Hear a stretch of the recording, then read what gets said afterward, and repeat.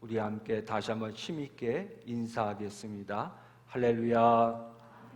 오늘도 거룩한 주일 맞이하여서 주의 전에 나와 예배드리는 성도들과 또한 각 가정에서 영상으로 예배드리는 모든 성도들에게 하나님의 크신 은혜가 함께 하시기를 주의 이름으로 축원합니다.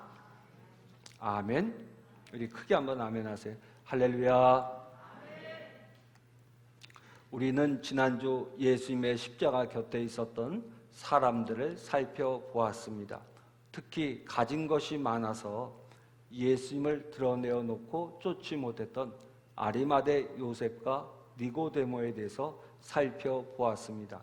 한때는 자신들 가진 것 때문에 유대인들이 두려워서 숨어 주님을 섬겼으나 예수님의 십자가의 죽음을 보고 그들은 깨달았습니다. 은혜를 받았습니다. 아리마대 요셉과 니고데모는 어둠을 떨치고 일어나서 빌라도에게 가서 십자가에 달리신 예수님의 시신을 구하여 정성껏 장례를 치러드렸습니다. 아리마대 요셉과 니고데모는 한마디로 십자가의 은혜를 체험하고 주님께로 돌아왔습니다. 오늘은 예수님의 공생의 시절 자신의 소유로 주님을 정성껏 섬겼을 뿐만 아니라 예수의 십자가 죽음의 증인이요 예수 부활의 첫 번째 목격자요 증인인 막달라 마리아에 대해서 살펴보면서 우리의 믿음을 돌아보고자 합니다. 막달라 마리아는 누가복음에 의하면 7 귀신이 들려 고생했던 여자였습니다. 그러나 예수님을 만나서 고침을 받았습니다. 이후 막달라 마리아는 다른 여인들과 더불어서 자신의 소유로 주님을 섬겼습니다. 그러나 남성 중심 사회의 고대 유대 사회에서 막달라 마리아는 주목받지 못했고 나설 수조차 없었습니다. 우리는 고린도전서 11장에서 사도 바울이 여자들이 예배드릴 때 수건을 써야 되는 이유를 설명하는 이야기 속에서 당시 유대 사회가 얼마나 가부장적이면서도 남성 중심 사회였는가를 엿볼 수가 있습니다. 사도 바울은 예배를 드릴 때 여자가 수건을 써야 되는 이유를 다음 3가지로 설명했습니다. 첫째는 하나님께서 남자를 만들고 여자를 만드셨다. 두 번째는 하나님께서 여자를 만드신 이유는 남자를 돕기 위해서, 남자를 위해서 여자를 만들었다. 그리고 세 번째로 이 땅에 죄가 들어온 것은 바로 여자로 인해서 이 땅에 죄가 들어왔기 때문이라고 설명을 합니다. 한마디로 철저하게 여자들은 남자보다 못난 존재라고 이야기하고 있는 것입니다. 그래서 예수님 당시에 많은 여성들은 남자보다 못한 존재였고 사회에서 소외되었습니다. 그러나 막달라 마리아는 예수님께서 골고다에서 십자가에 못 박혀 돌아가시는 순간까지 따라갔습니다. 예수님께서 십자가에 못 박혀 운명하시는 것을 묵묵히 지켜보았습니다. 또한 무덤에 장사되시는 것을 지켜보았습니다. 큰 안식일을 맞이하여 돌아갔던 막달라 마리아는 안식일이 지난 첫날 해가 뜨기도 전에 일어나서 예수님의 무덤을 찾아왔습니다. 그리고 예수님의 무덤이 열려있는 것을 보고 제자들에게 알렸습니다. 베드로와 또 한 제자가 달려와 예수의 빈 무덤을 살폈습니다. 그리고 쓸쓸히 돌아갔습니다. 그러나 막달라 마리아는 그냥 돌아갈 수가 없었습니다. 무덤에 남았습니다. 그리고 죄 없는 예수님께서 십자가에 못 박혀 돌아가신 것도 속상한데 예수님의 시신마저 사라져 너무나도 마음이 아팠습니다. 그래서 무덤에 남아 슬피 울고 있었습니다. 그때 부활하신 예수님을 만났습니다. 처음에는 주님을 알지 못했습니다.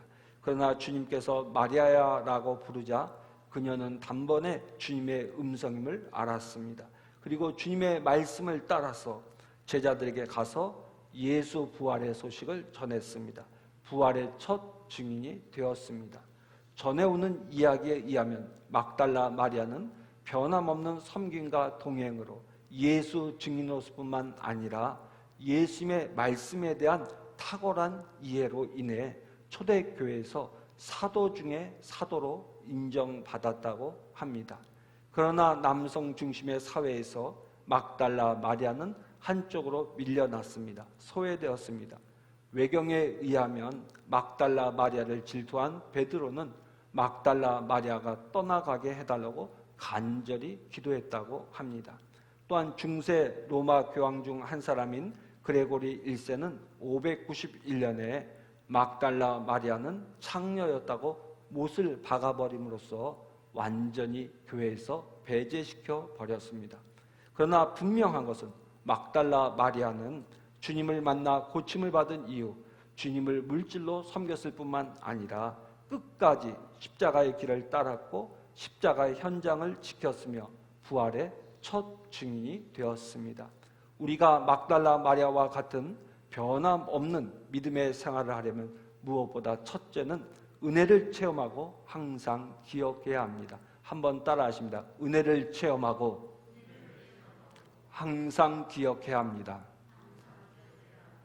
여러분, 안타깝게도 많은 성도님들이 은혜를 받고 열심히 주님을 섬기다가 시간이 지나면서 점점 은혜를 망각합니다. 열심도 서서히 식어갑니다. 나중에는 메마른 영혼이 되어서 그저 교회 생활에 익숙한 교인이 되고 맙니다. 감동도 열정도 상실한 채 첫사랑만을 갈망합니다. 그러나 이것이 끝입니다. 성도의 삶에 있어서 예외적인 경우를 빼고는 은혜는 일생에 한두 번 우리에게 주어집니다. 안타깝게도 대부분의 교인들은 받은 은혜를 잘 간직하지 못하고 잊어버립니다.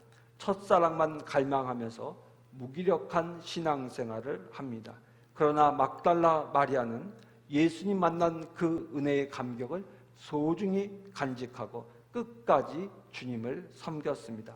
저는 오늘 이 자리에 나온 여러분들과 오늘 영상으로 예배를 드린 우리 사랑하는 온 성도들이 막달라 마리아처럼 받은 은혜를 소중히 간직하고 믿음의 길을 끝까지 달려갈 수 있기를 주의 이름으로 축원합니다. 막달라 마리아를 보며 우리는 더 깊은 주님의 은혜를 받을 수 있는 길을 우리가 발견하게 되는데, 그것은 바로 주님과 끝까지 동행하는 길임을 깨닫게 됩니다. 여러분, 우리가 은혜를 받는 길은 주님과 함께 끝까지 길을 걸어갈 때에 우리 주님께서 우리에게 은혜를 베풀어 주시는 것입니다. 마리아는 주님을 만난 이후에 주님을 정성껏 섬겼습니다. 그러나 때로는 인정도 못 받고 때로는 무시도 당했지만 막달라 마리아는 끝까지 주님을 따랐습니다. 예수 십자가의 은혜를 목격했습니다. 예수 부활의 주님을 만났습니다.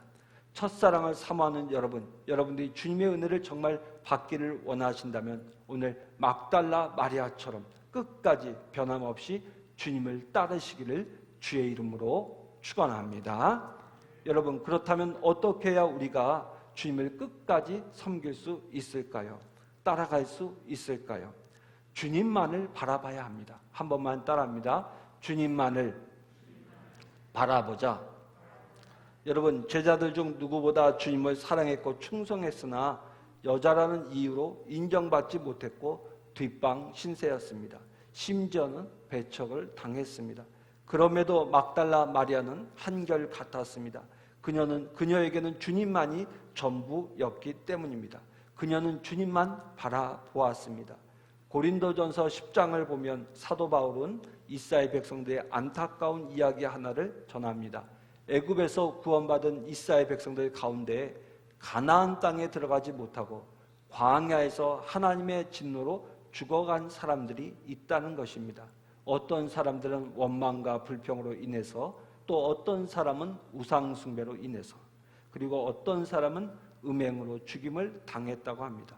그러면서 사도 바울이 간곡히 부탁하기를 온전한 구원을 이룰 것을 당부합니다.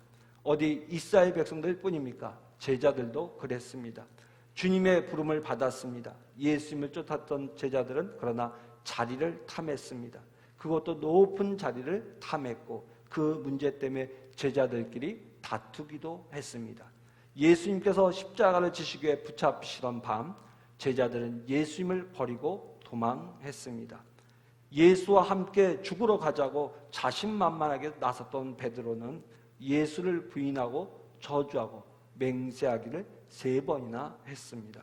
극단의 경우이긴 하지만 가룟 유다를 한번 생각해 보십시오. 그는 예수님과 생각이 달랐습니다. 열혈당원답게, 열심당원답게 그는 폭력으로 이스라엘을 지배하고 있는 로마군을 물리쳐야 한다고 생각했습니다. 그러나 예수님은 생각이 달랐습니다. 온 인류의 죄를 대속하시기 위해서 십자가의 길을 걸어가는 만이 이 이스라엘 백성을 구원하실 수 있는 길이라고 생각하셨습니다. 그래서 예수님은 십자가의 길을 걷기 시작했습니다. 그러자 가룟 유다는 예수님을 배신하고 예수님을 유대 종교 지도자들에게 은 30을 받고 팔아 넘겼습니다. 그리고 나서 가룟 유다는 스스로 목을 메어 죽었습니다. 여러분, 오늘 교회에도 이런 사람들이 있습니다. 은혜 받고 신앙생활하다 어느 순간부터 주님 아닌 것을 바라보다 실망합니다. 좌절합니다. 원망합니다. 때로는 교회 내에서 인정받지 못하면 섭섭하게 생각합니다. 우리의 충성과 섬김은 언제나 막달라 마리아처럼 주님을 향한 것이어야 한다는 것을 여러분들이 꼭 기억하시기를 바랍니다.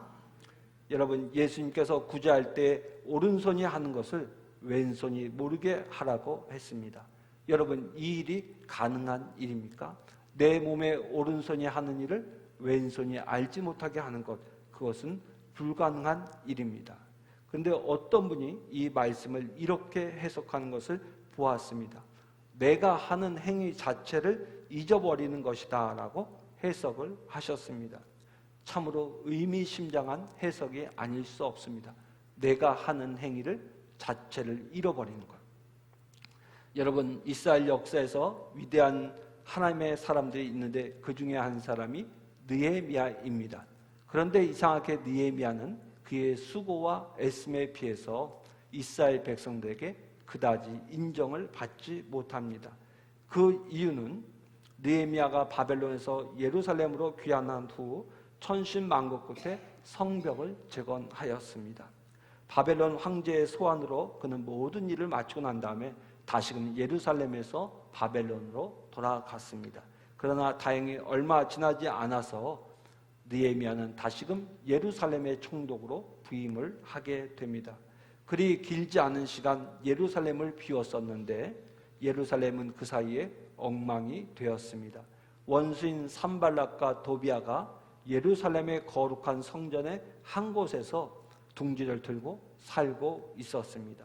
성전에서 일하고 있어야 할 레위인들은 보이지 않았습니다.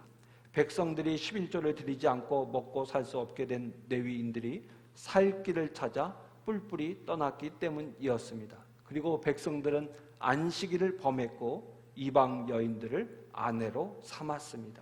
그러나 느헤미야는 낙심하지 않고 다시 한번 힘을 내어서 개혁을 하였습니다. 그리고 난 다음에 하나님께 기도했습니다. 하나님이여 나를 기억하사 복을 주옵소서. 유대인들은 바로 이 기도를 문제 삼아 느헤미야를 평가절하합니다. 느헤미야가 뭐기에 하나님께 자신의 한 일을 기억해달라고 기도하느냐 하는 것입니다. 사랑하는 성도 여러분, 마리아처럼 끝까지 주님을 섬기며 최후의 승리자가 되려면 먼저 받은 바 은혜를 잊지 말아야 합니다. 그리고 주님만 바라봐야 합니다. 때로는 힘듭니다. 예상하지 못했던 시험과 환난이 몰려옵니다. 그래도 주님의 십자가를 붙잡고 묵묵히 나가면 주님의 놀라운 은혜와 복을 받으며 승리하는 저와 여러분이 될 줄로 믿습니다. 특별히 오늘 주일 예배를 통해서 이제 임명받게 된 우리 권사님들, 또 각 부서장님들, 그리고 우리 속장님과 인도자님들은 오늘 막달라 마리아를 여러분들이 잘 기억하시고 막달라 마리아와 같은 변함없는 믿음의 사람들 되시기를 주의 이름으로 축원합니다. 기도하겠습니다.